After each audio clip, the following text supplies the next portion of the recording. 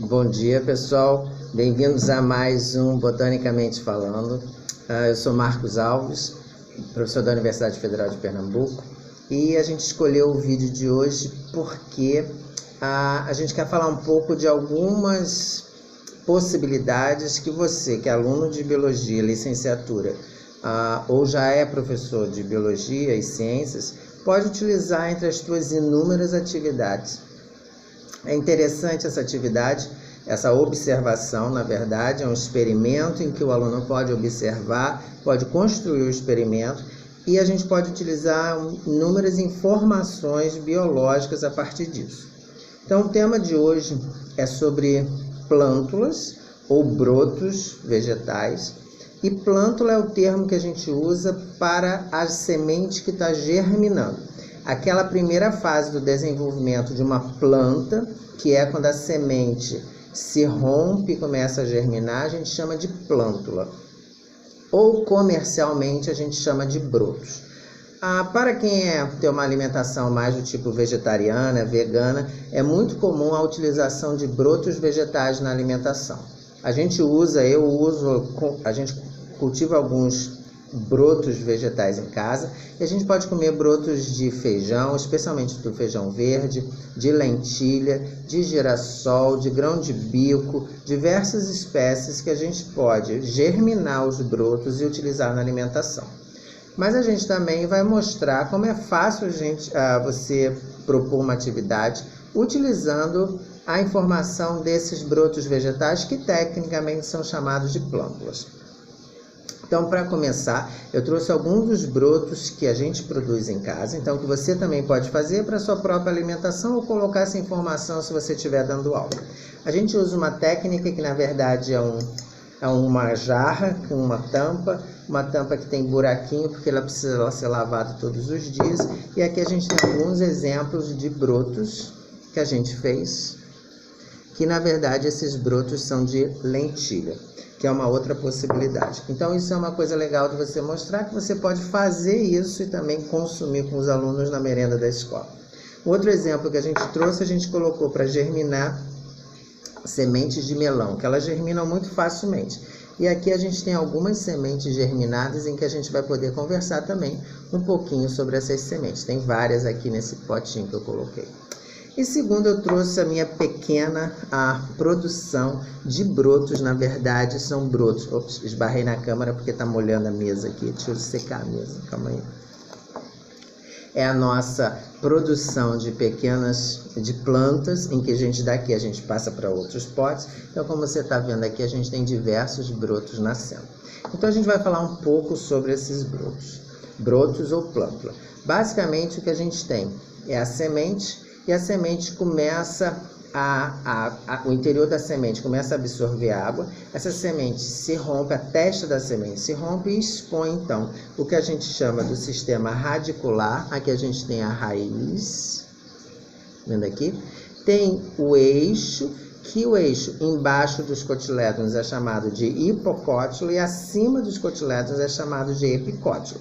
Então aqui, por exemplo, a gente tem um exemplo com o cotilédone aqui em cima e toda essa parte branca, que é em geral o que a gente utiliza na alimentação, que é muito rica em nutrientes, é o hipocótilo e aqui o sistema radicular. Uma atividade interessante para fazer com os alunos é que se a planta é de um grupo de eudicotiledôneas, como no caso do melão, que a gente já falou dessa família, Cucurbitácea, ou de uma monocotiledônea, esse sistema radicular será diferente, porque o sistema radicular das eudicotiledôneas é um sistema radicular que tem raiz principal, enquanto das monocotiledôneas a raiz principal desaparece, dando lugar à raiz fasciculada, que é a raiz cabeleira. Então, isso já é uma observação que o aluno pode fazer se você desenvolver aquele velho experimento que algumas pessoas fizeram, que é colocar o feijão ou o milho, que seja semente, num copinho plástico com um pouquinho de algodão úmido e deixar a planta germinar. Então, isso é uma observação super interessante.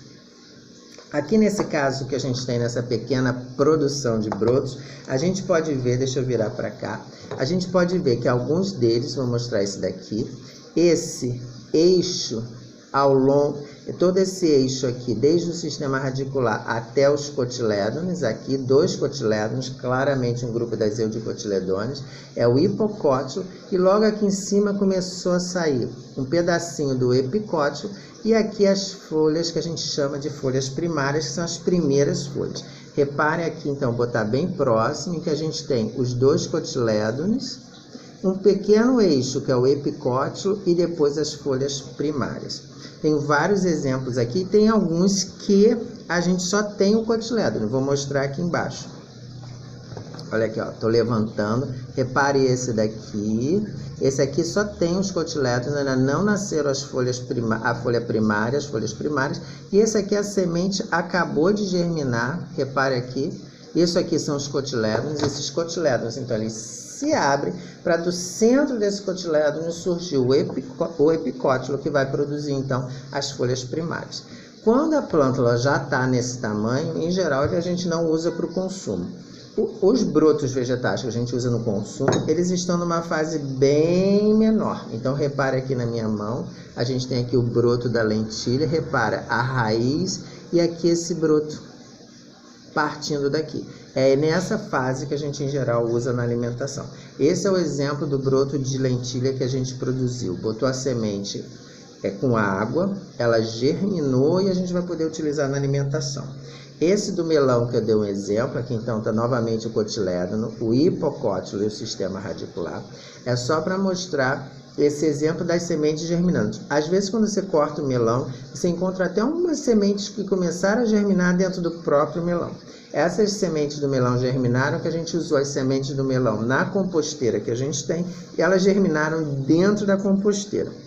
Uma outra diferença é que quando germina sem luz, elas ficam esbranquiçadas, e quando germina na presença de luz, o hipocótilo também pode ser fotossintetizante. Então, isso aí está ativando os cloroplastos na presença da luz, realizando a fotossíntese. Então, isso aqui é com alguns exemplos do que a gente pode utilizar em termos de plântulas, ou seja, brotos vegetais, que é o nome que é utilizado para as espécies que são comercializadas na alimentação, que a gente pode utilizar, por exemplo, nas aulas práticas de biologia e de ciências. A gente pode colocar sementes que o aluno pode trazer de casa e colocar para germinar, de sementes que vêm naqueles pacotinhos ou que você pegou de alguma outra planta, ou um experimento simples com sementes que na verdade é o fruto do milho, que a gente já sabe que é uma cariópse, põe para germinar, ou a semente do feijão, que vai ter um efeito muito parecido com isso daqui.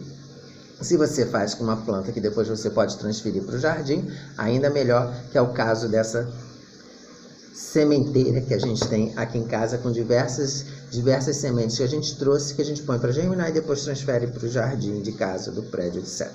Então, só lembrando do que a gente conversou hoje, a gente conversou de plântulas ou brotos vegetais, a gente falou de alguns termos: cotilédonos, hipocótilo, epicótilo e folha primária.